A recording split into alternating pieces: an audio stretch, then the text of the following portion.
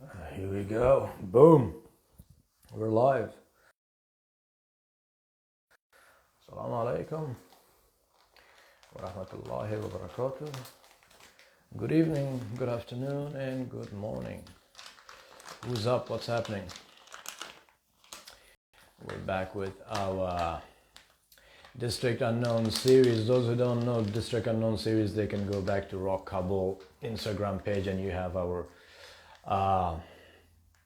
former episodes when we were doing under the umbrella of Rock Kabul. So you can watch all those lives if you want and catch up on District Unknown. But a little bit about District Unknown for those who don't know. District Unknown was the pioneering Afghan metal band in Afghanistan in 2009 until late 2013. And there was a film made about it, Rock Kabul. So yeah, go check that out. This is our podcast. Our boys from District Unknown, Qais, the lead guitar, and the most handsome one in the band, and of course Travis Beard, who was a mentor and the filmmaker of Rock Kabul, has been joining us to do this series. We try to reach people just to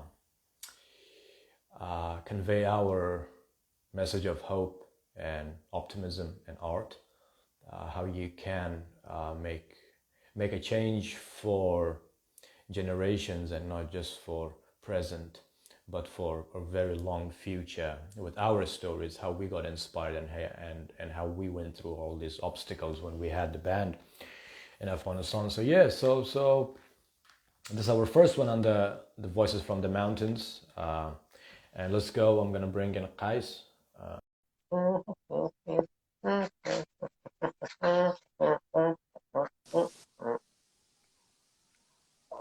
سلام سلام علیکم برادر شوهر بخیر جان جان بخیر هستی والا oh man بچه فکر how you been میکنم که I don't feel good bro. I don't know what happened since I woke up today. My body feel weak. I don't know, something going crazy with my body, you know. So I just woke up like 15 minutes ago, you know. I just washed my face and I was like, oh, I have fucking podcast man today.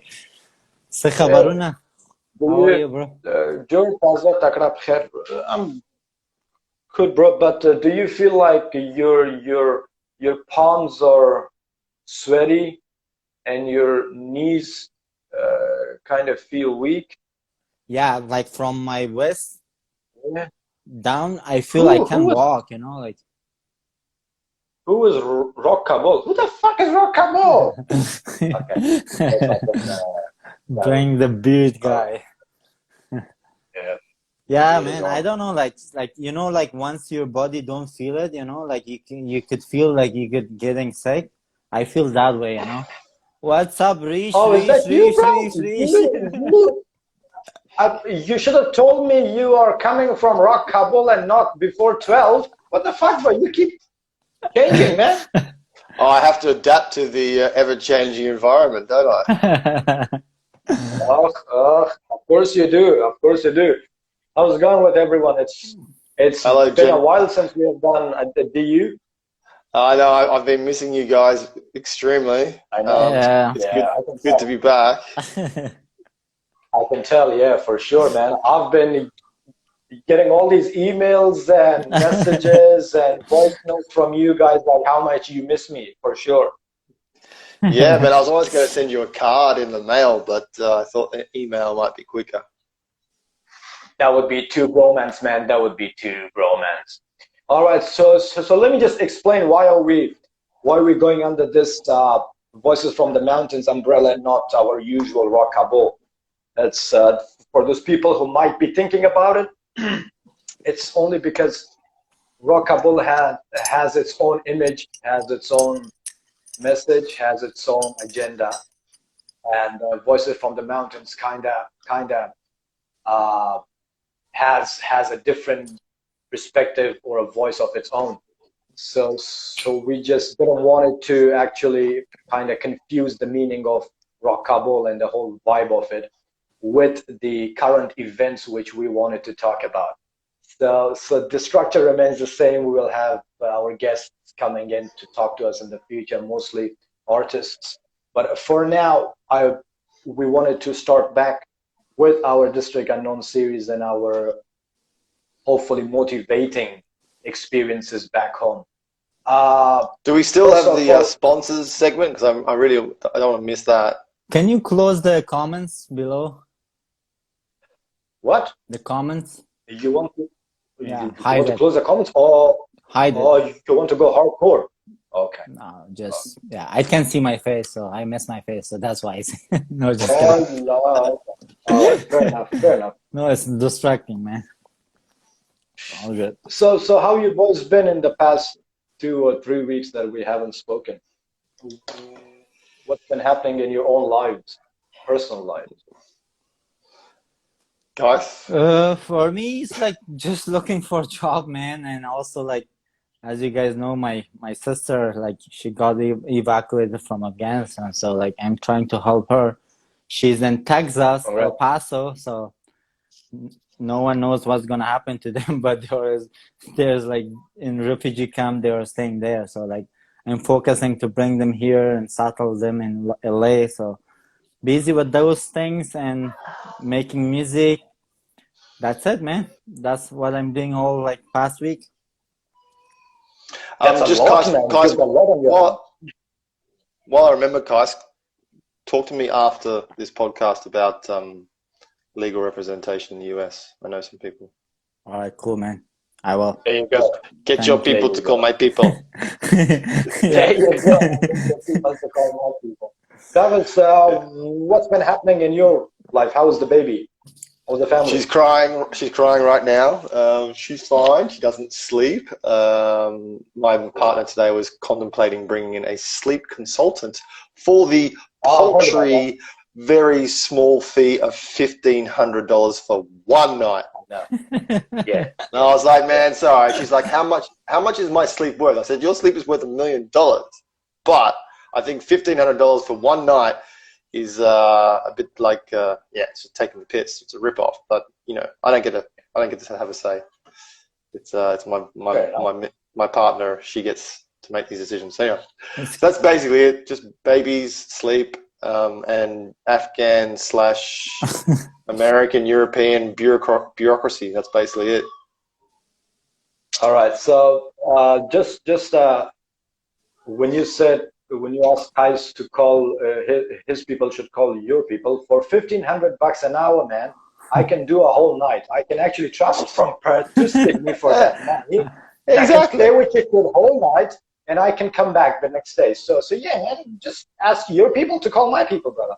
Yeah, no, I think it's a fair deal. Yeah, look, the sleep psychology / strategy / marketing / business is huge. Because the situation is the women get really distraught because they haven't slept for weeks, right?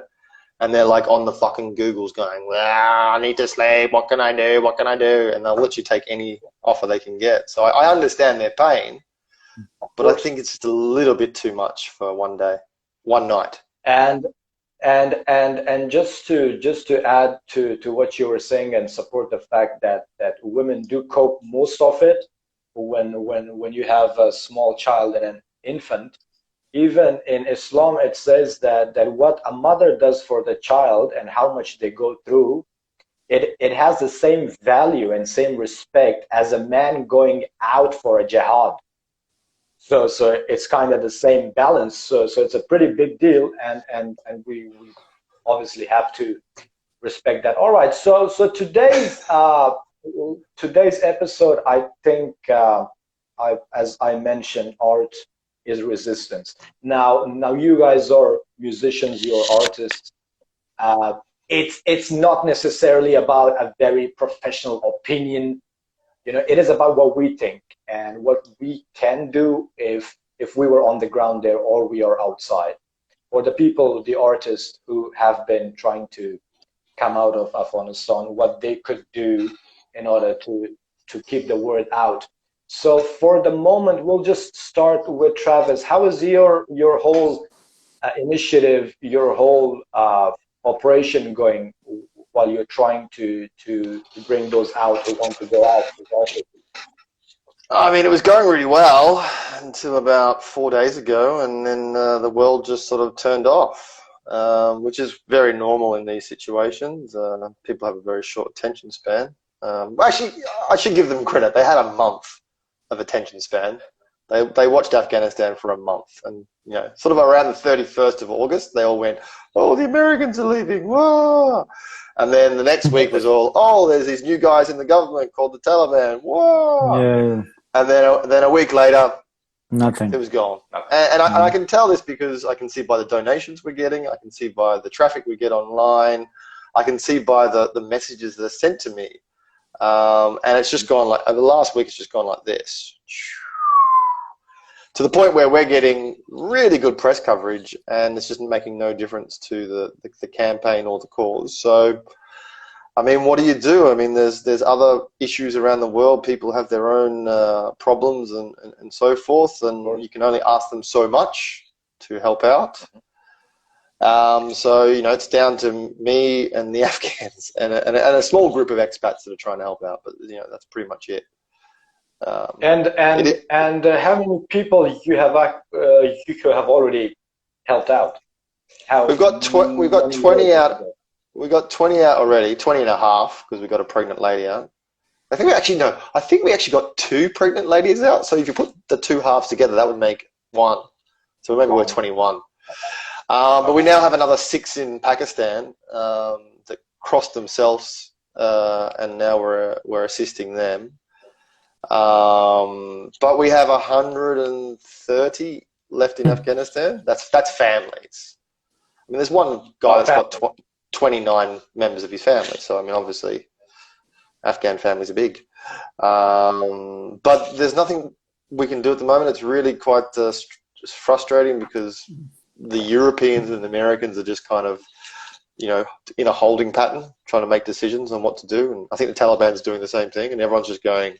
Yeah. And there's no movement, like literally physical movement, which makes it really hard to keep the momentum because everyone's talking, but no one's acting. Mm-hmm. Welcome to bureaucracy 2021. And just to clarify, these are established musicians that you have helped, and the people who worked at Sound Central, I assume. Yeah, well, the interesting thing in the last week is we've had people that we don't know approach us. And so we had people from the pop sort of genre. We had people from Afghan traditional music genre. And these people, I don't know them. But I've got a group of Afghans that I talk to, and I asked them to vet, to check that these people were really musicians and they were really in this situation. And they all passed. I haven't had had some suspicious activity at the start. That was coming from Pakistan, and that dissipated. But yes, so all these musicians check, and they are musicians. So when we're not biased on your genre of music. You don't have to be a metal musician for us to help you out. And so the list is growing. I had my first piano tuner. So the piano tuner of Kabul. The only piano tuner of Kabul, and his father was a piano tuner, and his father was a piano tuner. And so he sent me these letters as part of his sort of dossier, his documents. He had these letters from 1960s, 1970s, 1950s, from all these different embassies and the Intercontinental Hotel, saying we appreciate so-and-so, I won't mention their name, so-and-so's work in restoring and tuning our pianos. And so it goes back 3 generations. And I don't know if you guys remember, but they had a music store. So you had Haji Yaqub Square, okay? And if you came back towards Kaifatullah, on the way towards Dostum's Palace, there was a new music store that was kind of in that little sort of shopping center there. Yeah, it wasn't a big one, but that was their shop, and so that shop is closed down. And so they reached out to us. I mean, this is the beauty of the internet. And so he's not a musician, but his livelihood is music. tuning pianos. And so he would go to embassies around Kabul, he would work at UNIM, he would work at the National Institute of Recording, all these different places, being the one dude who can make, and also Istiklal, the French Centre, where we obviously played many times. And that was his gig. That was his livelihood. That's how he fed his family. And, you know, the knowledge was passed down from generation to generation. But that job's over now. And the one thing I've learned, interestingly, in the last week, you know, discussing this this theory of the threat and what is the threat and is the threat real and how imminent is the threat. And an Afghan pointed out to me very clearly that it's not always about just your life that's at threat, it's your livelihood. So how do you feed your family? Yeah. Now, if you're a wedding musician, right, and you go and do a wedding every week and you make, you know, X amount of Afghanis or, you know, dollars or whatever your amount is, that's how you feed your family, right? Now, if you can't go to the wedding anymore and play, you're not getting paid, therefore you can't feed your family. So it's not just about whether you're going to get punished by the Taliban, it's whether you can actually survive, you know, with your profession. And also Taliban suggested for those people that they are musicians, they have to change their career. So they have to start back and go to the school and be engineer or doctor, you know, because it's like the music is like banned at all in Afghanistan. So like nobody's like, even like I just watched a YouTube video that they went to the music institute there, you know, I saw some picture that they destroy like piano, guitar stuff, but they just took the one that they destroyed, they put it away and they show the good stuff, you know, the sitar, the harmonia, the tabla, that they say we haven't destroyed all these things. It's all the image that these people want to show up that we are bad, but we are not touching them, but they are not allowed to play it, you know. It's crazy. Yeah, I think in the first weeks the media really jumped on this sensation of instruments being damaged, and there was some instruments damaged. Now, who damaged those instruments is interesting. Was it the musicians damaging their instruments before they ran away? Was it the Taliban coming in to damage the instruments, or was it a third party? We're never going to know. Nobody knows. Yeah. But the media jumped on this this sort of, you know, hype and said, you know, look, here's some damaged instruments, and here, and as you say, Qais, there's rooms upon rooms in ANIM, the Afghan National Symphony of Music, that have instruments which are in perfect condition and they've been stored away safely until someone decides what to do with them. And so this is the difficult thing that we have is verifying information. I mean, anyone has this situation when, you know, you're looking at Burma and the situation in Burma. How do you verify the situation on the ground?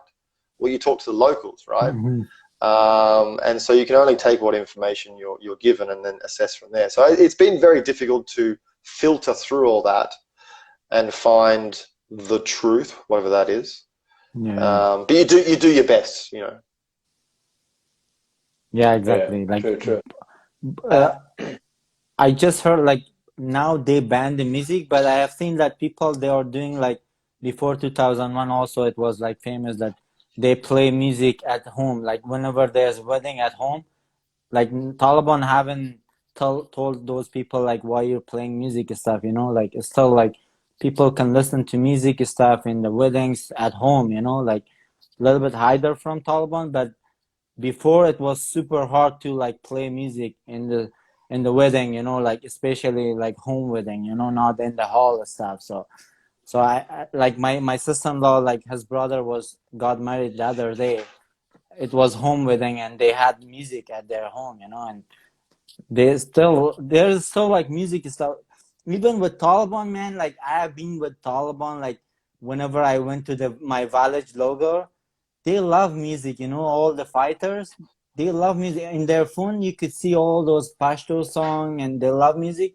But the higher people, they're a little bit like, oh, music is haram and you cannot play. And I hope like one day they're gonna change that kind of concept, that they should allow, especially like traditional music, that people could listen or enjoy it or go to the wedding.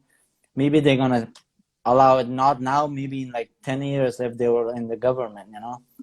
So. Well, I still think it's early days. I mean, from my research and from my talking to people still in Afghanistan, they officially have not banned music. They've said they will ban music, but they haven't actually officially banned it. I think that's really important. It's a bit like what they've done with the education and how they've said, you know, women can't go to school now because of security. Okay, they haven't said women can't go to school. Yeah. So it's a very grey area. And so I think with music, it's exactly that. They haven't decided yet. Now, they've obviously opened their Ministry of Vice and Virtue, which is the perfect sort of department to do such a thing. Mm. But the official announcement hasn't been made yet. And so I had a friend who went to a wedding in Kabul last week, and there was musicians there. There were only the sort of rhubarb and harmonium. Yeah. It wasn't the full band. Mm-hmm. There wasn't a singer. But he showed me photographs of people dancing. And so I said to him, did the Talib come in and disrupt the party, or did they come in and inspect? He said, no, no one was there. It was pretty much a normal Afghan wedding, but, you know, not as big and as sort of, you know, sort of zealous in its sort of celebration. But there was no sort of beating up of musicians and so forth. So I think we've got to be a little bit careful not to get too ahead of ourselves, especially because that's what the media loves to do. They love to say music has been banned. I mean, I've got musicians in Kabul telling me that music's banned, and I'm like, show me where it says that.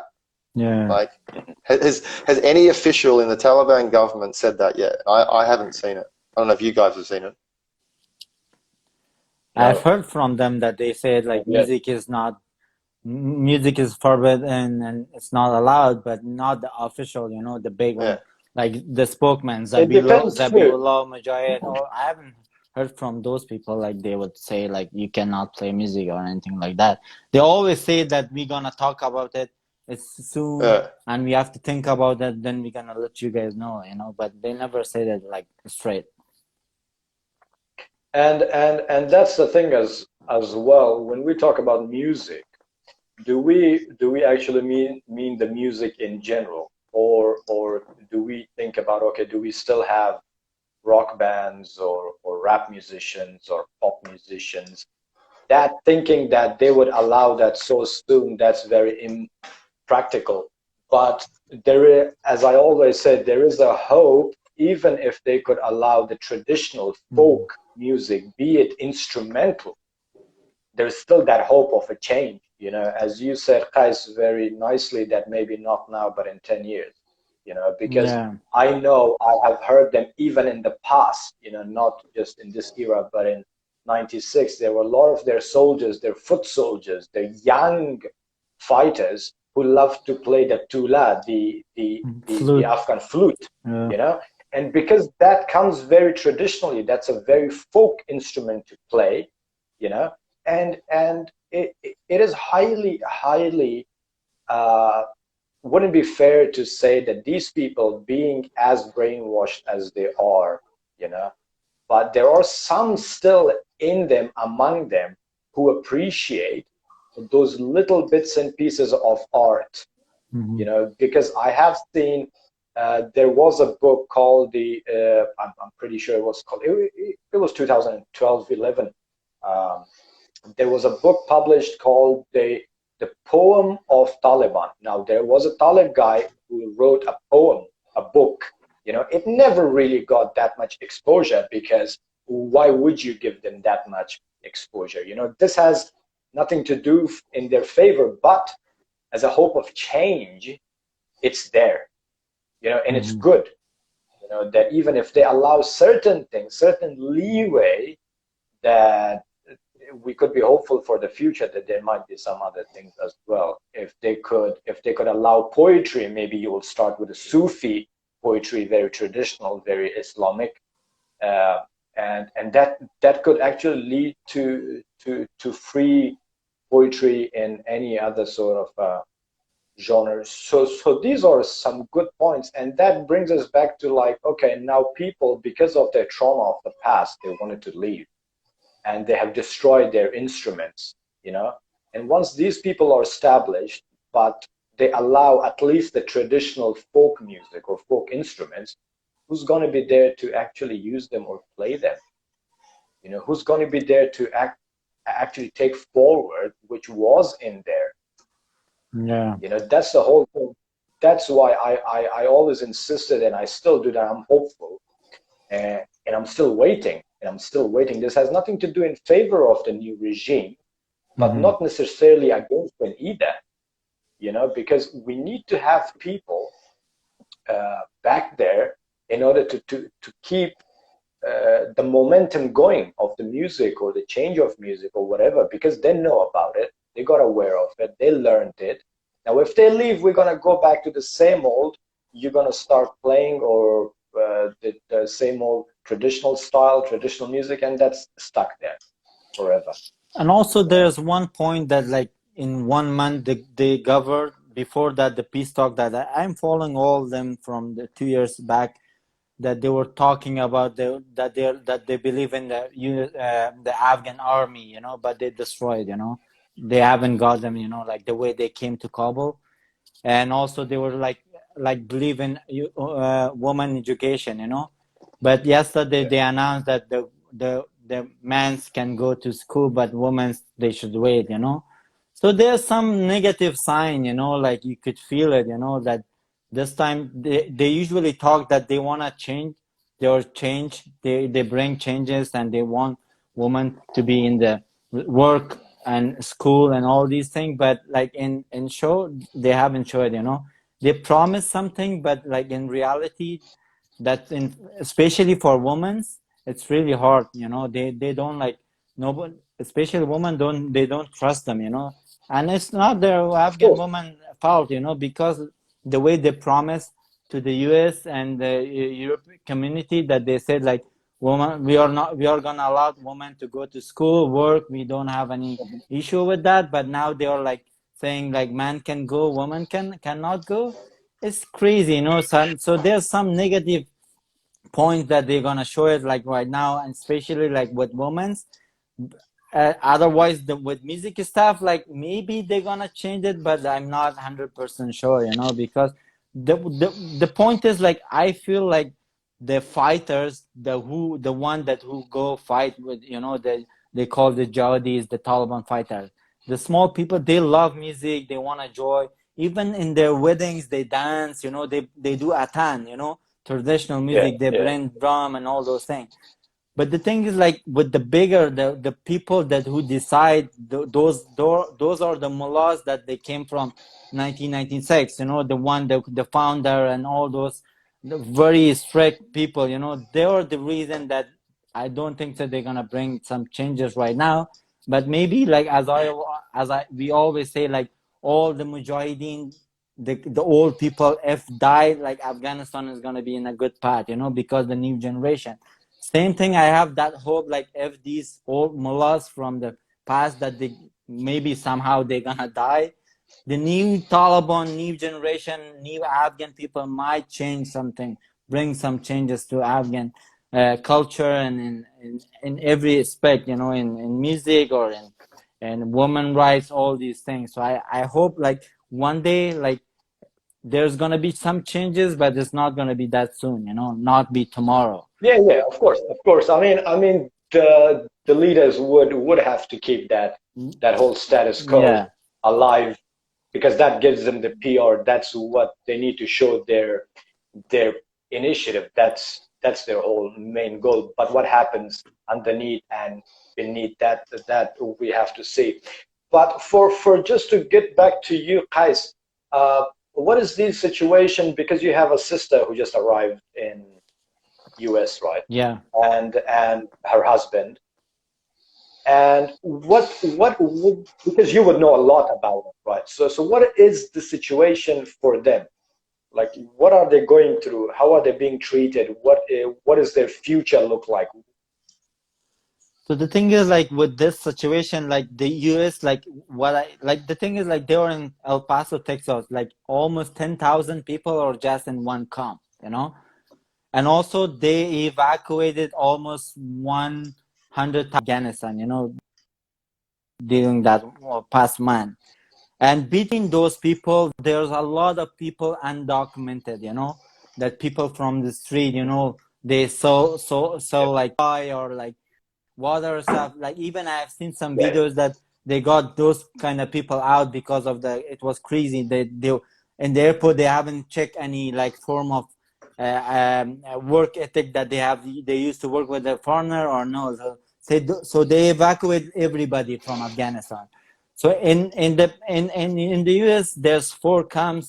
Where it's two in Virginia, one in El Paso, Texas. So they're in the process that they want to do like background check, and also they are checking their documents, that whoever worked for the foreigners, they're in priority that they should like go like with the medical, like get the vaccine, all these process, you know. After that, they want to help them for 6 months to be settled, and whenever, like if they have family, they're gonna send it to their family, and they get them. As I heard that they wanna help people like to get them home, like apartment, pay them for 6 months, and after that, like also like my sister and her husband got their work permit too, you know, and also like Okay. they got the stamp for 2 years. They could they can stay in the United States and until their document get in process. So this is the process that they're going through right now. But the main point is that the people that they were staying in the camp, they haven't got out of the camp. It's been almost 1 month, so they're still waiting for the last process, that they should move out from the camp, and whenever wherever they have family, they could stay there or like start their work and life, you know. And all these charities which have been put in place to help those people in the camps by Afghan communities, has that been reaching out to them? Has that been kind of enough for them, or they're still in need of a lot of things, be it whatever, from clothes to food to child support, whatever? What I heard, like in the El Paso, Texas, that I'm because my sister is there, that I have seen, like they tell me the story there, like that it's like the food, the accommodation, the healthcare, all these things the U.S. does, you know, all these foundation, the Afghan, they were just waiting for them to get out of that space, because they're not allowed to go from out of the base, and also nobody can send them something from outside of the base. So even for my sister, I tried to send them clothes, because they just came out with one clothes, you know. So I found an Afghan translator. He helped me that I got them some few clothes. So they're not. So all these Afghan community, that they're trying to help them, they cannot right now, because they were just waiting that once they got out of the camp, then that's gonna be so super easier to help them, you know, because now it's all about the U.S. government, how they're gonna decide what they're gonna do with them, you know. So yeah. Okay, cool. All right, so these were some really good updated insights for what's been going on about the people on the ground, mostly artists and the normal people and the people who have been evacuated. Now let's get back to our own subject of topic today. Is art is resistance. Now, just to think about the worst case scenario, even if not the worst case scenario, let's just think that the folk traditional music, for instance, art as in music, is allowed to be played in certain situations in certain places in Afghanistan. Now, as a personal perspective of you both, and I'm going to open the comments section as well, because there are a lot of artists here who might put in their 2 cents on this as well. Now, let's just think, okay, so government is established, they're allowing some folk music, folk instruments. It's been highly regulated where and how it can be played, or if there can be a singer or whatnot, and blah, blah, blah, blah, blah, blah. Now, if we put ourselves in that situation, we being the hard rockers, the metalheads, the rebels in personality and nature, what do you think, where would we start if we wanted to bring in some change? If we want to contribute to start a change by art, how do you think we should reach? How do you think, where should we start from? Inside Afghanistan or outside? However, these are 2 different, obviously, spectrums where you want to start from outside, but some are inside, right? So whichever side you want to choose and you can think about, just shoot it out. So if you think you can think about making a change from outside, go ahead. Or if you can think, okay, no, if I was inside and I wanted to make change, this is how I would do it. whichever you want to speak about, and you know that it could be possible. And only in regards to music. No. I mean, you can start from music, but you are a musician, you are a filmmaker, you are a photographer, so you can talk about any of those.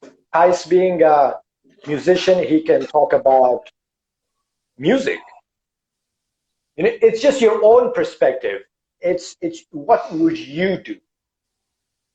You know, from outside or inside, however you can place yourself in anyone's shoes. So all these Afghan musicians who wanted to go out and they're out, how could they still carry on with what they were doing and raise awareness and not to let the momentum stop back home from outside? Or those who are still inside, what they can do. I know these are two different things, but whichever one you can relate to. Kais, you for me, it's like if you want to start something. It's a hard one. Yeah, no, the thing is like if you started in Afghanistan, like especially metal or rock music, like even like in the government, past government, like they even call us like Satans, and we weren't allowed. We weren't that like if you would play on the street anything, it was hard. Yeah. Like imagine like right now if you want to play for the in Taliban regime, it's gonna be super hard. But as I said, yes, like we have to wait and see how things gonna change, because like nothing is gonna stay in one place, you know. As I heard, like I don't think so. This regime is gonna like be there like maybe in like 1 year, because the way they treat women's new generation, and also the other ethnic tribe like Tajik, Hazara, and Uzbek. I'm sure the resistance, they're gonna continue fighting, and I think it's gonna be civil war and again in 6 months, you know, because the way they are like they don't want joint government with the Tajik and all those people. Even if there was war, even if there was a new civil war, God forbid, hopefully not. Even if there was a civil war again, you know, if this new regime is not 2.0, but it's still the same old as 96. Mm-hmm. Do you think we should just sit down and watch as we did? Or do you think we should keep the momentum going and don't stop fighting for the art? I think if we don't stop fighting for the art, how do we not? I think what I believe, like even we are outside of the Afghanistan, even like you're individual, you still like you could continue your music. Like in whatever genre you are, as I like the other day I was talking with Ariana and Mariam, like the way we did, like as I always told them before, like even the Taliban before came, you know, I was like, one day I'm gonna like ask Travis that I'm gonna go back in Afghanistan each year, do the sound central for the Afghan kids, because they loved it, you know. So like you said that to me actually. I remember that. Remember that thing? I hold you to that. Yeah. So you know, I said I'm gonna find some millionaire in LA to fund me to go once a year there and do that festival, you know. But still, like that dream got fucked up with the Taliban. I don't think so, but it's still like we as an Afghan who were musicians in Afghanistan, now they're out. It's still like even like you could invite people from around the world in LA or in Europe or somewhere. They have a small stage and put them in the stage and play just for 1 day, you know. Still keep that thing going, you know, keep going, you know, until people could hear you. Like until like the thing is like once you stop playing music or when you stop giving up, then like let me just narrow it down. How did District Unknown survive and start in Kabul, right? When you couldn't have played the same music or same festival in Logar or Wardak or Paktia or Jawhuri or Bamiyan or Nuristan, Badakhshan, right? Mm-hmm. We couldn't. Yeah. Right? It was too unsafe. Right? Yeah. Okay, regardless of security, and I have mentioned this before, that one of the directorates chief of intelligence told us, me, Pedram, and Hossein, that hey, if you're not Satanist, then you can go play wherever you want. You can tell us, we will provide you security, right? Okay, but leaving that aside, but we did what we could in the comfort of Kabul. or Mazor, which you guys did, right? And we all seen the movie. If not, Rockable, you can see how did it turn out. Okay, right. So still we were doing the same rebellious act. Still it was rebellion. You know, to a certain point, it was still against the Afghan culture because perhaps people are not ready for that yet. And it was the same in US and Europe and wherever when this extreme music started, right? But how did we do it? We had the comfort. We had the comfort of a safe space, right? Right? Yeah. Maybe it was provided by people like Travis. Maybe it was provided by Khane Jawanan, which was purely Afghan, right? Being funded by, obviously everything was funded, but you could find that comfort, you could find that privacy, you know? And that's the kind of a spark, that's the kind of a movement that you need, always. Yeah. Right? I mean, you guys have been beaten by police. I have been stopped by police for why am I carrying my flying V at night, right? So this whole thing always existed, you know, always existed, but now it's a bit too extreme, right? Now, how did we tackle that? If I put my 2 cents on this, how did we tackle it? We first started with a small community, very private, right? And what we did, we always kept it to ourselves. We always kept it private, right? We never really went outside the boundaries of, in general, culture of Afghanistan. Did we ever sing about sex? Did we ever sing about alcohol? Did we ever sing about drugs? We sang about against drugs. We sang about against corruption. We sang about against institutional being conservative, extreme conservative radicals, right? So that was a start.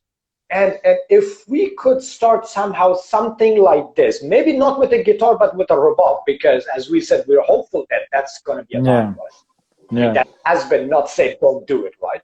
Okay. So if we could take a robot instead of a guitar, and we have a certain circle, and we use Sufi poetry, you know, this still keeps the momentum going. This still keeps the culture of art going, right? Now, obviously, there are dangers. Obviously, there's a risk. But it's not as extreme risk as someone playing guitar. Maybe not now, you know, but if they get used to the sound of rebab and what you're trying to portray with a rebab, right? If what you're trying to portray with a rebab, maybe in a year or two, and you make those people understand, okay, even if I hold a guitar, dude, it doesn't really make it Satan. It doesn't make it Khariji. It doesn't make it Kafir. You know? But I'm still doing the same thing. I'm still making the same sound. I'm still portraying the same message. Right? Now, even with murals, right? Murals. It's all about how to make them get used to it. It's all about change is about to make them understand and for them to get used to it, to understand. So murals, right? Murals, to have a graffiti on a wall of Kabul, right? To have a graffiti of a, right? Okay, now pictures and images have been forbidden forever, right? All right, stop with that. Don't do that. Make shapes, write poetry. You know? Make shapes and write poetry. Yeah, small steps. At least it doesn't kill what has always been there, you know? You have to compromise, you know? An ant cannot kill an elephant from holding their throat. But it can always kill an elephant if it goes inside the trunk. You know? So to just say that we need to keep the rap and metal and rock alive, even if the Talibs are there, for sure, do it. I support you. But you're gonna only kill yourself, and the chances, the opportunities, a little window which has been given to you, you're gonna kill that as well. Just like the protests. I don't blame the protests, but I always said this is not the right time. Don't do it this way. You know, wait for it.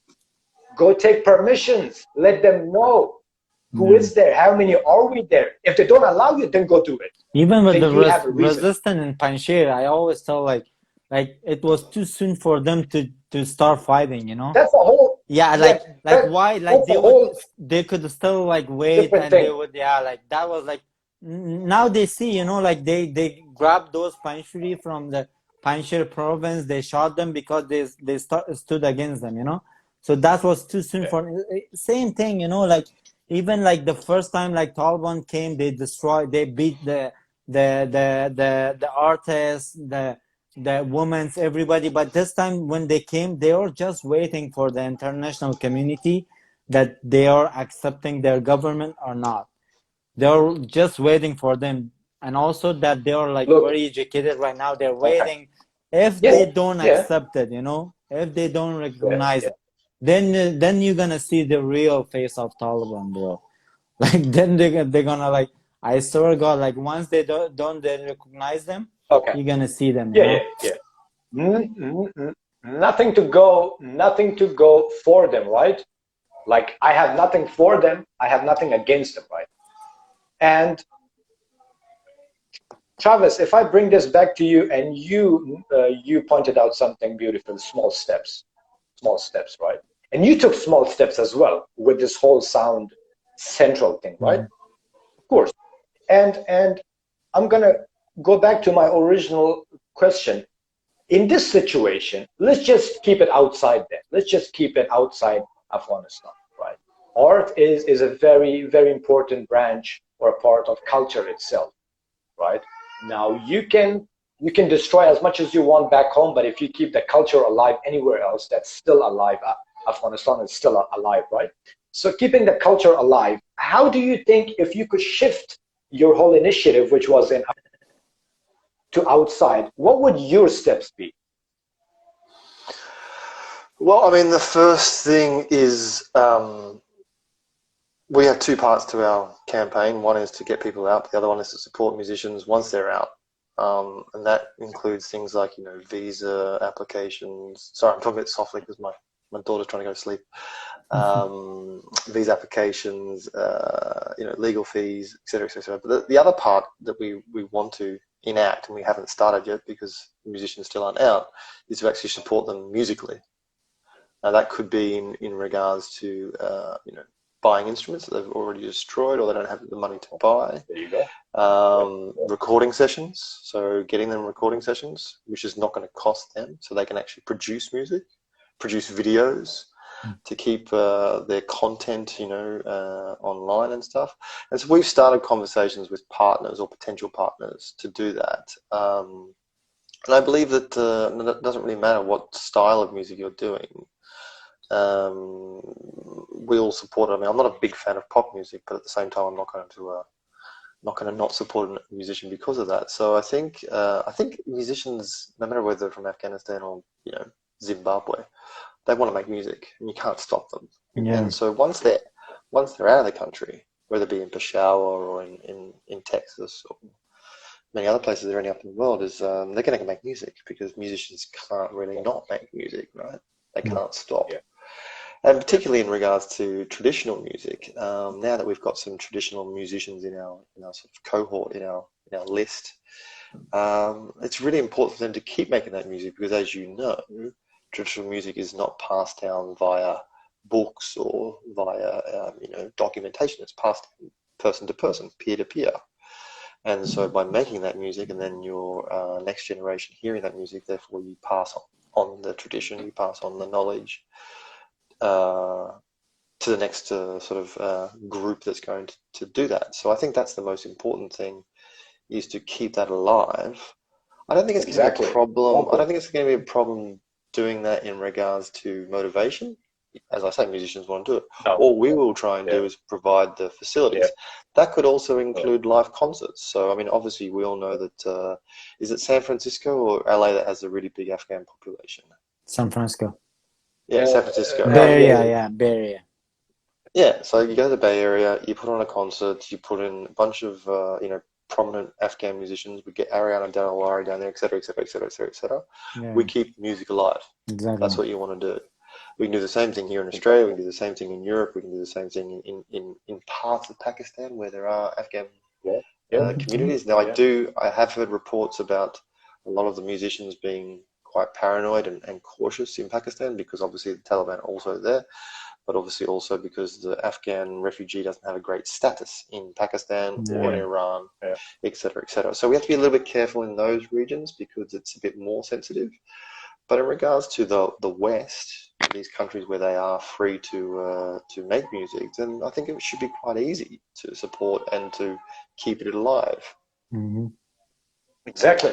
See, that was the whole gist of our topic today. How do we keep it alive and running, right? And you put it very beautifully, and that's something which I would love to work with and for, to keep that alive, no matter where. But if you keep your message alive, you keep your originality alive, you keep your culture alive through your art, that's the whole beauty of it. A country cannot be just contained in four walls, under the four corners of a wall or in a box, saying that, okay, this region, this many miles from west and east and south and north, is called Afghanistan. And if it's not done there, then it's not there. No. Mm-hmm. Look at all these different cultures who travel overseas for generations, but they still keep their culture alive, and they're known for that. That was some beautiful insight from Travis, and that's hope. We see hope in that, right? I mean, coming back to inside, waiting, time has a beautiful essence to it. It heals. It heals a lot of it heals a lot of grudges. Even let's just imagine our graffiti artists. If I could think about I was a graffiti artist, I mean, I'm no artist in any sense, unfortunately, but if I could put myself in a graffiti artist's shoes and I'm outside and I was scared for my life, obviously I don't blame them regarding the past traumas, but if I could go out, I'm going to sit down and I'm going to think to myself and I'm going to see what's going to happen back home.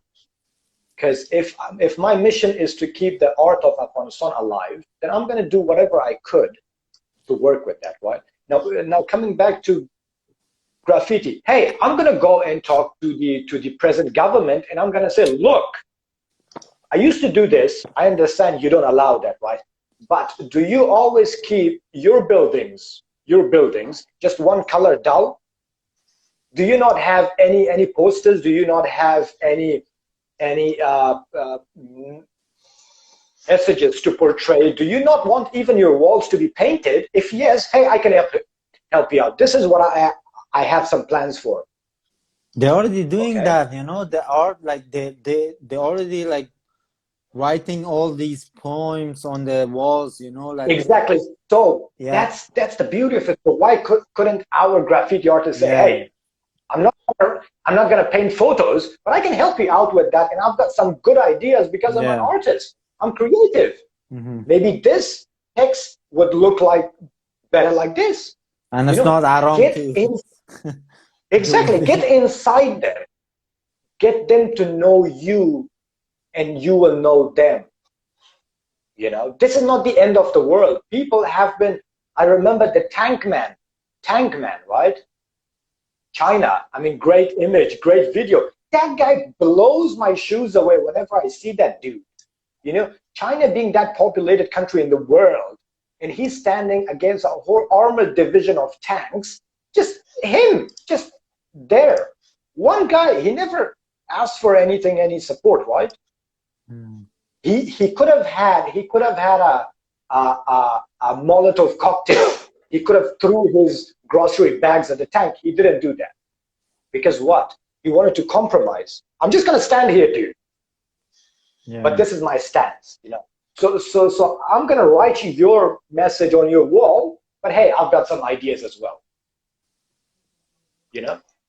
So anything is going to work. It's getting slowly step by step, as Travis said, like nothing you don't have to force it. Wait for the time, the right moment. See what's gonna change. Exactly. Even in 1 month, there's a lot of things changing in Afghanistan, So you're gonna have a lot of time to figure out how, like, it's gonna be good or bad. Like time's gonna show the realities, you know. Let's hope for the best for our countrymen, you know. Of course, of course. We have got probably 10 minutes or maximum 15 if Travis doesn't have to go. I'm gonna request anyone online watching this to have any suggestions as an artist they want to put in, be it hypothetical, be it fairy tale, just put it out there, tell us, and we can talk about that. We can spread that message for sure. Last for the time being, last takeaways for today. Last takeaways for today. As we have spoken about, art is resistance. Art is resistance because the culture needs to stay alive, and art is a big branch of that. Now, for Qais as a musician, you're working on your music. What is the aspect of your culture that you're keeping alive?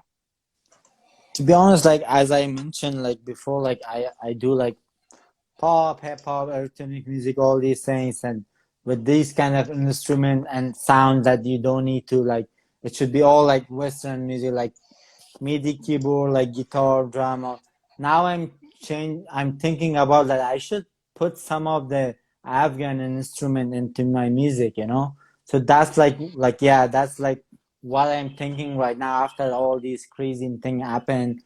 I don't want to lose that beauty sound of Afghan instrumental, you know. So I just want to add that element to my music, the way that I just, if that's the small thing that I could help for my culture and for the future of Afghanistan, that's how I see it, you know. And also keep pushing, you know, like you should, as we came here and talk about like musician in Afghanistan, we should raise our voice all the time, you know. We should never be silent, you know, like talk and change people's mind, you know, through like the best thing that you could through like talk, you know, the best like is freedom of speech. That's the biggest power that people could have, you know, that you could like, yeah, I get it, like all these Taliban, all these people are like uneducated, they always fight, you know, they haven't seen anything, you know. But like we like 99% of like Afghanistan, they are not all Taliban, they have like new generation, Exactly. new people. You could still fight, you could still bring changes to your country. So I hope the best for my country, and we could still fight for our country or for our music, for our culture, you know. So if you're one person, God bless. you can do it, you know. Exactly. Travis, your last takeaways. Do you have any message for the Afghans who have lived outside and been born outside of Afghanistan, or those who have just come out? Any message from your point of view? Because you're very qualified as much as time you have spent. I mean, I'm still a white guy. I'm still not Afghan, so I've got to be a little bit careful about that. Look, I mean, I think Be open on about it. what Kai said before, in regards to you know, including some Afghan elements in his music, I think a really good example of that was the recent single from Afrit, which is two of the original members from District Unknown. And first off, just really impressed by the production and the musicality. I mean, no offense to District Unknown, but Sure. it's come For a long sure. way. It's really Yeah, impressive. man, it's been like almost like 12 years of experience. You have to like bring some good thing, you know. Yeah. Yeah. So you can see the progress, which is great. You can also see the Afghan kind of spice in the music, which I think is really important. And as Sully and Joseph said in a recent interview, they were like, you know, we need to actually, I guess the word's not exploit, but we need to use this this part of our culture in our music, because it's a shame that no one's doing it. I mean, you know, technically you guys did a little bit back in the days of District Unknown. I mean, there was With the little bit experience we had, yes. with a little bit of experience, but you know, I mean, I remember saying to you guys, you know, you got to sing more in your own language, not so much in English. And I understand the pros and cons of that back in the day, but now's the time to embrace your culture. Exactly. The audience is listening to you more now than they were back in 2011, unfortunately, but fortunately. And so it's time to actually, you know, to harness that and actually own it, own your culture, even though you're in LA, even though you're in Perth, even though you're in fucking wherever the Afghan is at the moment, in transit even, own your culture and use it to your advantage, because people will actually listen, whereas they probably weren't listening 10 years ago as much. And so I think that's what any Afghan should do. I mean, and it's happening. We've seen it with the female community, you know, owning their traditional clothes after the photographs from Kabul University. So, you know, it's not that this is not happening, but in regards to the music, I think, you know, Afghans can stand up and wave that flag, the Afghan cultural flag, and say, we're proud to be Afghan, we're proud to make Afghan music. And funny enough, I was playing the Afghan music, this pop star, no, sorry, let me start again. The traditional musician that was in Pakistan, who's now on our list, I was playing his videos to my partner. Then she's never been to Afghanistan. And she goes, oh, it's really nice. It sounds like Indian music. And I went, no, Don't say that. There's elements of Indian music in there. Sure, there's influences, but it's not Indian. It's very different. And so I think that in itself is an educational process for people like her and everyone else to learn what is Afghan music, what is Afghan culture, and to, you know, to digest that. I mean, I learned through living there, and it is different. It's different to Pakistan, it's different to Iran, it's different to India. It's unique in itself, and so that's what we should be, you know, sharing and passing on, no matter where we are in the world, or where an Afghan is in the world. Beautiful, man. Thank you very much. And from your host today, the last thing that I would like to say is that keep your culture alive. As long as you keep your culture alive, your country, your people will be alive. Your message will go out, your word will be out. Keep spreading that message. Now, if you're a Pashtun, learn about Hazara music, learn about Uzbek music, learn about Nuristani music. If you're Hazara, learn about vice versa. You know, whichever side you spread awareness about, it's still Afghanistan. It's still the culture of Afghanistan. Do not be biased about, you know, try to make compromises. Try to work with them, trying to work with the others, try to work with whoever in the regime is, trying to work with them, you know, and the foremost and the most important thing is that keep your culture alive. That's how we can keep this whole initiative going. Art is resistance, and art is a big part of our culture. Whether you use Rabab to play metal, do it. Do it. That's if that's what you can put your word out as, then do that.